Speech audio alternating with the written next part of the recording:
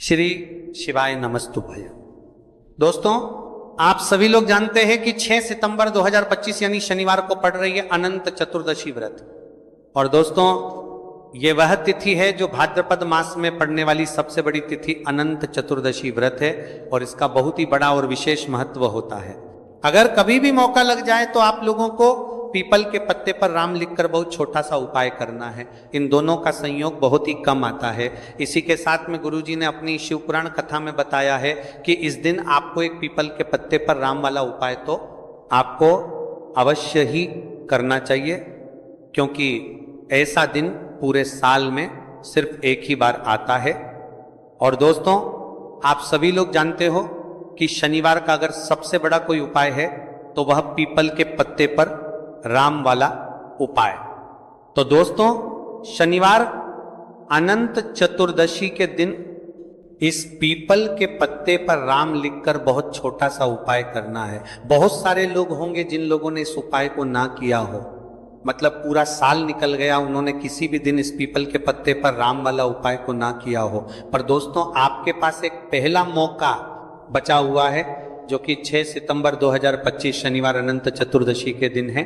इस दिन आप लोगों को इस वाले उपाय को जरूर कर लेना है। भले ही आपने पूरे महीने भर इस उपाय को ना किया हो, पर अगर आपने इस भाद्रपद महीने के शनिवार अनंत चतुर्दशी के दिन अगर इस वाले उपाय को कर लिया तो आपको इस उपाय को करने का वह फल मिलेगा जिसकी आपने कभी कल्पना भी नहीं करी होगी। इसीलिए आप लोग इस वाले उपाय को एक बार जरूर कर लेना है, ताकि आप लोगों के हाथ से ये मौका ना जा सके और आपको इस उपाय को करने का फल मिल सके। दोस्तों, यह उपाय अपनी अभी की ही श्री शिव महापुराण की कथा में बताया है जी। इस उपाय को आज हम आपको बहुत अच्छे से समझाने वाले हैं। इस वीडियो को देखने के शाम तक आज इस उपाय को समझने के लिए आपको कोई और वीडियो को देखने की जरूरत नहीं पड़ेगी। तो चलिए दोस्तों, उपाय को शुरू करते हैं। देखिए, इस भाद्रपद महीने के शनिवार अनंत चतुर्दशी के दिन यह इतना खास होता है, इतना महत्वपूर्ण होता है। देखा गया है कभी कभी बड़े बड़े पूजा पाठ अनुष्ठान से जो मनोकामना पूर्ण नहीं होते, और भाद्रपद महीने के शनिवार अनंत चतुर्दशी के दिन एक छोटे से उपाय करने से ही आपकी मनोकामना पूर्ण हो जाती है। और बहुत सारे लोगों ने इस उपाय को किया भी है और उनको इस उपाय को करने का फल भी जरूर मिला है। अगर आप लोग भी इस उपाय को करना चाहते हैं तो आप इस उपाय को पहले अच्छे से समझ लेना, सुन लेना, उसके बाद करना। आपको इस उपाय का फल जरूर मिलेगा और इस उपाय को कर लेने से आपके घर में चाहे किसी भी प्रकार की दुख और समस्या क्यों ना चल रही हो, आपको उसका कारण भी नहीं पता है कि भाई ये समस्या किस कारण से चल रही है, उसका कुछ भी कारण हो सकता है। जैसे पितृदोष हो सकता है या किसी भी तरह का मंगल दोष भी हो सकता है। तो इस दिन आप लोगों को ये वाला उपाय कर लेना है।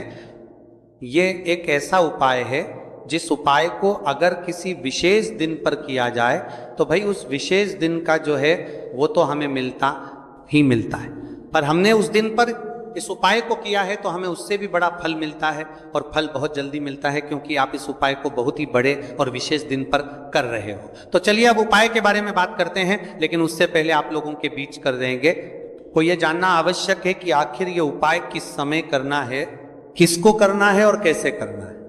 तो चलिए हम आगे आपको वीडियो में एक एक करके बता देते हैं। लेकिन उससे पहले अगर आप लोग हमारे चैनल पर पहली बार आए हैं या फिर मेरी आवाज़ आज पहली बार सुन रहे हैं तो हमारे चैनल को सब्सक्राइब जरूर कर लेना और इस वीडियो को लाइक करके कमेंट बॉक्स में श्री शिवाय नमस्तुभयम ओम नमः शिवाय जरूर टाइप कर देना। तो दोस्तों, इस पीपल के पत्ते पर राम वाला उपाय को हमें इस शनिवार अनंत चतुर्दशी के दिन कैसे करना है, किसको करना है, किस समय करना है और कहां पर करना है, ये सारे सवालों के जवाब आपको इस वीडियो में मिल जाएंगे। और जो ये वीडियो देखेगा भाई, उसको पीपल के पत्ते पर राम वाला उपाय जरूर करना चाहिए, क्योंकि इस दिन पीपल के पत्ते का भी बहुत ही बड़ा और विशेष महत्व होता है। आ जाए पीपल के पत्ते पर राम वाला उपाय जरूर करने वाली है। 5 बार बाद पीपल के पत्ते पर राम वाला उपाय जरूर करना चाहिए। उपाय की तो ये सोने पर सुहागा वाली बात हो जाती है और ये एक बहुत ही बड़ा उपाय हो जाता है इस शनिवार का। तो अब दोस्तों, इस पीपल के पत्ते पर राम वाला उपाय को आखिर करना किसको है, सबसे पहले हम लोग वो बात जान लेते हैं। तो देखो, घर की जो बड़ी माताएं बहनें होती हैं, उन माताओं बहनों में से कोई भी एक बड़ी माता बहन इस वाले उपाय को कर सकती है। और दोस्तों, अगर आप चाहे तो अपने घर में से सभी सदस्यों को भी इस उपाय को करवा सकते हैं। अगर किसी व्यक्ति की खुद की कोई मनोकामना है, खुद की कोई दुख और परेशानी है जो कि वह अपने लिए ही करना चाहता है, इस वाले उपाय को तो वह खुद अपने लिए भी कर सकता है। बाकी अगर कोई घर में से ऐसा है जो कि अपने पूरे घर परिवार की सुख और शांति के लिए ये वाला उपाय करना चाहता है, तो भाई वह भी कर्मा है सकता है, उसमें भी कोई दिक्कत वाली बात नहीं है। कहने का मतलब यह है कि इस उपाय को हर एक सदस्य भी कर सकता है और पूरे घर परिवार के सदस्य के लिए घर की बड़ी माताओं बहनों में से कोई एक माता बहन भी कर सकती है। माताएं बहनें अगर घर में उपस्थित ना हो या वह ये वाला उपाय ना कर पा रही हो, तो फिर घर का कोई बड़ा सदस्य भी इस पीपल के पत्ते पर राम वाला उपाय को कर सकता है, चाहे फिर वह पुरुष ही क्यों ना हो, उसमें कोई भी दिक्कत वाली बात नहीं है। उसके बाद में दोस्तों जो अगला प्रश्न निकल कर आता है वह यह आता है इस उपाय को लेकर कि आखिर इस उपाय को हमें किस समय करना है, सुबह के समय करना है कि शाम के समय करना है। तो देखो, इस वाले उपाय को आप लोग सुबह के समय भी कर सकते हो और शाम के समय प्रदोष काल में भी कर सकते हो। अब अगर आप पूछो कि भाई साहब सबसे उत्तम समय कौन रहेगा इस पीपल के पत्ते पर राम वाला उपाय को करने का, तो हम आपसे बस यही कहेंगे कि इस उपाय को आप सुबह के समय करेंगे तो ज्यादा बेहतर होगा। बाकी अगर प्रदोष काल शाम के समय भी करेंगे तो भी अच्छा होगा, उसमें कोई भी दिक्कत वाली बात नहीं है। तो अब दोस्तों, जो अगली सबसे बड़ी और महत्वपूर्ण बात आती है वो ये आती है कि सुबह अगर हम उपाय को करेंगे तो हमें कितने बजे से लेकर कितने बजे तक के बीच में करना है, और शाम के समय प्रदोष काल में करेंगे तो हमें कितने बजे से लेकर कितने बजे के बीच में करना है। तो देखो, सुबह जितनी जल्दी हो सके आप उपाय को करने की कोशिश करना। बाकी अगर किसी कारणवश लेट भी हो जाओ, थोड़ी देर भी हो आए, तो 10 या 11 बजे तक भी आप उपाय कर लेना, पर 12:00 बजे से ज्यादा देरी ना हो, ठीक है, इस बात का ध्यान रखना।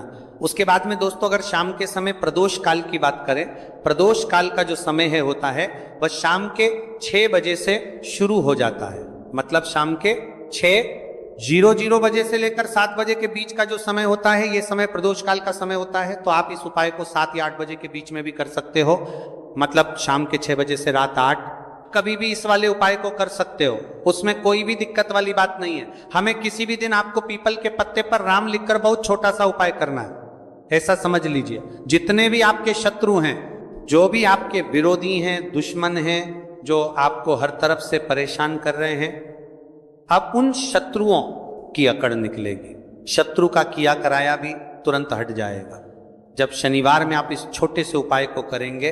तो देखिए, आज की वीडियो विशेषकर उन लोगों के लिए ही है जो अपने जीवन में शत्रुओं से और दुश्मन से बहुत ज़्यादा परेशान हो चुके हैं। देखिए, जगत जननी माँ जगदम्बा का हम शनिवार में पूजन करते हैं और उनसे जुड़े हुए उपाय करते हैं।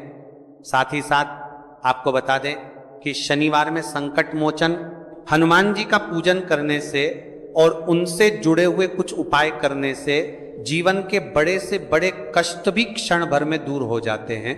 तब बहुत कम समय में आपके शत्रु और आपके विरोधी आपके जीवन से दूर हो जाएंगे। आपके दुश्मन लाख कोशिश करने के बाद भी आपका बाल भी बांका नहीं कर पाएंगे अगर आप शनिवार में इस छोटे से उपाय को कर लेते हैं। आप देखिए, आज का जो समय है ये कलयुग का समय है, और कलयुग के एकमात्र देवता जो अपने भक्तों के जीवन से सारे कष्टों को दूर कर देते हैं वह स्वयं है संकट मोचन हनुमान जी। और संकट मोचन हनुमान जी का पूजन अगर आप शनिवार में करते हैं और उनसे जुड़ा हुआ ये छोटा सा उपाय अगर आप शनिवार में किसी भी दिन कर लेते हैं, तो ऐसा समझ लीजिए आपके जो शत्रु हैं, आपके जो विरोधी, आपके जो दुश्मन हैं, ये किसी भी तरह से आपको परेशान करने का प्रयास कर लें, आपका बाल भी बांका नहीं कर पाएंगे।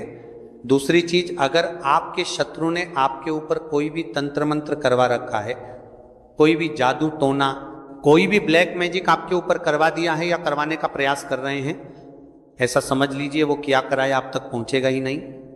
और अगर आप तक पहुंच गया है, कोई भी ब्लैक मैजिक तुरंत हट जाएगा जब आप इस छोटे से उपाय को शनिवार में करेंगे। देखिए, उपाय छोटा है लेकिन बहुत महादिव्य चमत्कारी है। मतलब उपाय को करने में ना तो आपका ज्यादा समय जाएगा, ना ही इसमें आपके ज्यादा पैसे लगने वाले हैं।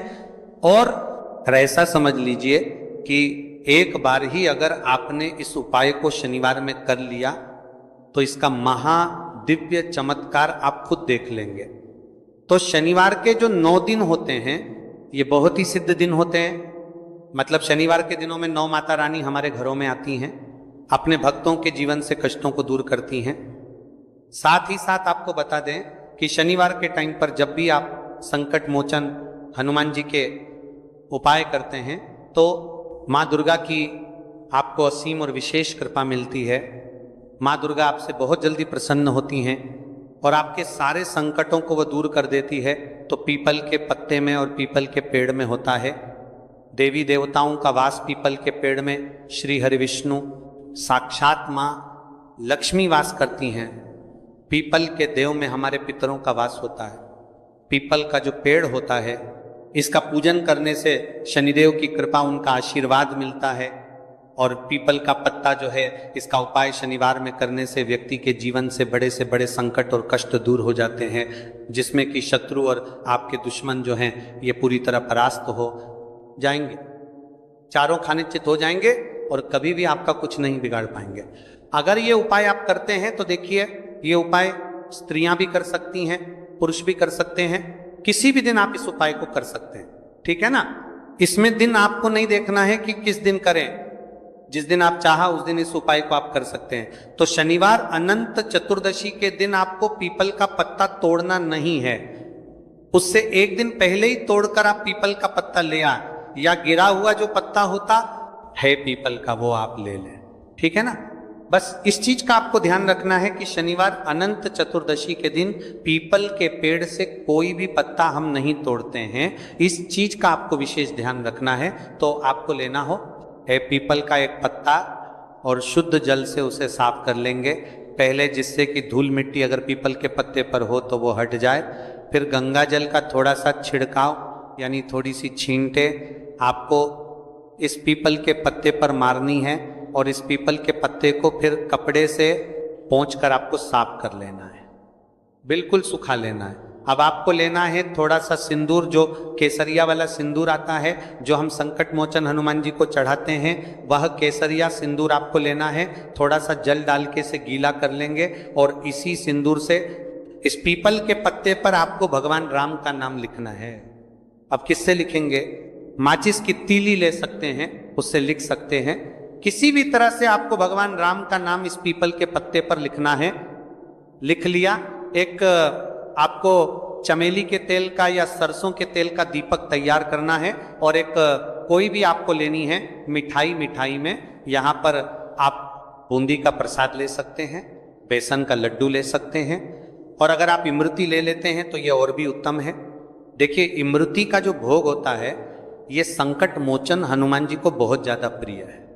अब ये सारी चीजें लेकर आपको जाना है संकट मोचन हनुमान जी के मंदिर में। तो देखिए, सबसे पहले आपको संकट मोचन हनुमान जी के सामने ये दीप प्रज्वलित करना है जो आप लेकर के गए हैं। चाहे आपने चमेली के तेल का दीपक तैयार करा है या सरसों के तेल का, सबसे पहले दीपक आप जला देंगे और दीप जलाने के बाद आपको जो पीपल का पत्ता आप लेकर के गए थे वह पत्ता आपको संकट मोचन हनुमान जी को अर्पित करना है, वहां चढ़ाना है। और जो भी भोग में आप लेकर के गए हैं, चाहे आपने बेसन के लड्डू लिए, बूंदी का प्रसाद लिया या फिर इमरती, जो भी कुछ आपने लिया है उसका भोग लगाना है। और संकट मोचन हनुमान जी से आपको प्रार्थना करनी है कि हे जगत का कल्याण करने वाले संकट मोचन हनुमान जी, संकटों को हरने वाले मेरे जीवन से शत्रु और दुश्मनों को भी दूर कर दीजिए। शत्रु का किया कराया तंत्र मंत्र सब कुछ हट जाए, ऐसी कृपा मुझ पर कीजिए। इस तरह से आपको प्रार्थना करनी है और 108 बार जय श्री राम, जय सीताराम, जय श्री राम, जय सीताराम, जय श्री राम, जय सीताराम, इस तरह से आपको जयकारा लगाना है। क्योंकि भगवान राम का नाम संकट मोचन हनुमान जी को सबसे ज्यादा प्रिय है, तो जयकारा लगा देंगे। और देखिए, अगर एक बार हनुमान चालीसा पढ़ पाए तो आप एक बार हनुमान चालीसा ऐसा ऐसा जरूर पढ़ें, ठीक है ना। ज्यादा बार नहीं तो एक बार जरूर पढ़ें। जयकारा तो आपको बिल्कुल से लगाना है।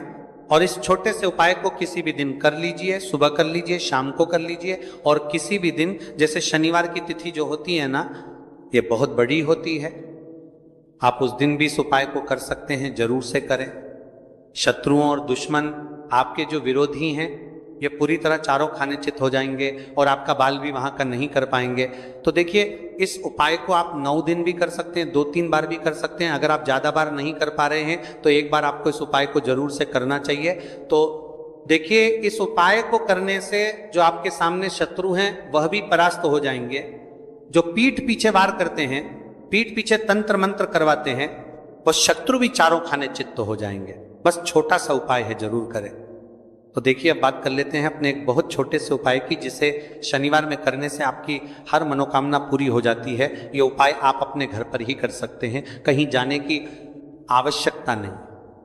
कोई भी ऐसी विश जो बहुत लंबे समय से अधूरी है, पूरी नहीं हो रही है, या धन को लेकर आप बहुत परेशान हैं, या घर में संकट कष्ट बहुत आते हैं, बीमारियां बहुत आती हैं, तो एक लाल पुष्प, जैसे कि गुलाब का फूल भी लाल होता है, आप जरूर से अपने घर के मंदिर में मां दुर्गा को अर्पित करें और एक देसी घी का दीपक लाल बाती का जलाकर मां का पूजन करें। शनिवार में अगर लाल रंग से जुड़ा हुआ ये उपाय आप करते हैं, आपकी सारी मनोरथ, सारी मनोकामनाएं मां पूरा कर देंगी, क्योंकि लाल रंग मां दुर्गा को बहुत प्रिय है। लाल पुष्प और लाल रंग की बाती का दीपक आपकी बड़ी से बड़ी मनोकामना को भी पूरा कर देगा। शनिवार में यह उपाय आप किसी भी दिन कर सकते हैं। दूसरे उपाय के हल्दी वाला जल आपको अपने घर में किस जगह पर डालना है और उपाय को कैसे करना है, और कैसे ये हल्दी वाला जलते भाद्रपद महीने का शनिवार अनंत चतुर्दशी के दिन जब आप अपने घर में डालते हैं, छींट है,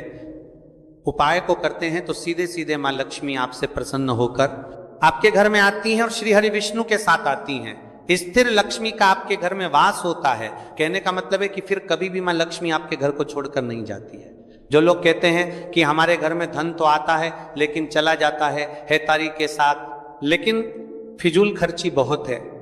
धन तो घर में आता है लेकिन तिजोरी कभी धन से भरी नहीं रहती है, खाली हो जाती है। तो 90 पर लोग ऐसे होते हैं जिनके जीवन में ये समस्या होती है कि हमारे घर में स्थिर लक्ष्मी का वास नहीं है।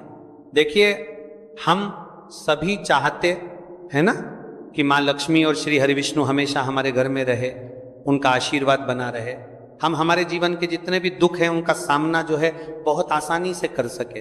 देखिए, जब व्यक्ति के पास पैसा नहीं होता है ना, तो वो बहुत सारे कष्ट दुख उसके जीवन में जब आते हैं उनका सामना भी नहीं कर पाता है, और जब उसका आर्थिक पक्ष मजबूत होता है तो बहुत सारी समस्याएं उसे अपने जीवन में जो आती हैं वह छोटी लगती हैं। लेकिन अगर पैसा भी पास नहीं है तो छोटी छोटी प्रॉब्लम्स और छोटी के अंदर छोटी चीजें जो हमारे जीवन में आती हैं वो भी बहुत बड़ी लगने लगती हैं। तो आपको करना क्या है, आपको यहाँ पर लेना है गंगा जल। तो देखिए, सबसे पहले तो आपको अपने पूरे घर में गंगा जल का छींटा लगाना है, ठीक है ना। गंगा जल आपके घर से जितनी भी नेगेटिव एनर्जी होती है उसे बाहर कर देता है, ठीक है ना।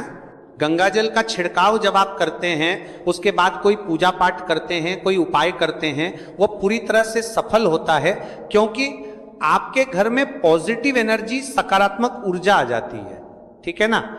तो इतना करने के बाद आपको क्या करना है, एक लोटे के अंदर या एक कटोरी किसी भी चीज के अंदर आपको अपने घर का शुद्ध जल लेना है। ले लिया, उसके बाद पिसी हुई हल्दी उसके अंदर मिलानी है, मिला दी।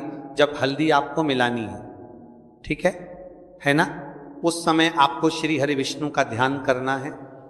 श्री हरि विष्णु से प्रार्थना करनी है कि मेरे घर में धन बढ़े और कभी भी मेरे घर की जो सुख समृद्धि है उसमें कमी ना आए, ठीक है ना। जब आप जल मिला लेंगे उसके बाद आपको तुलसी का एक पत्ता लेना है। तुलसी का पत्ता पहले ही तोड़ लें।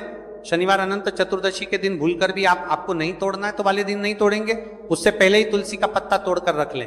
अगर आपके घर में तुलसी का पौधा इस टाइम सूख गया है, नहीं है, तो जहां पर भी आपको तुलसी का कोई पत्ता मिल जाए, एक पत्ता आप ले आए, उस तुलसी के पत्ते से आपको अपने पूरे घर में उस हल्दी वाले जल का छींटा लगाना है। सबसे पहले घर के मंदिर में लगाएंगे, ठीक है ना।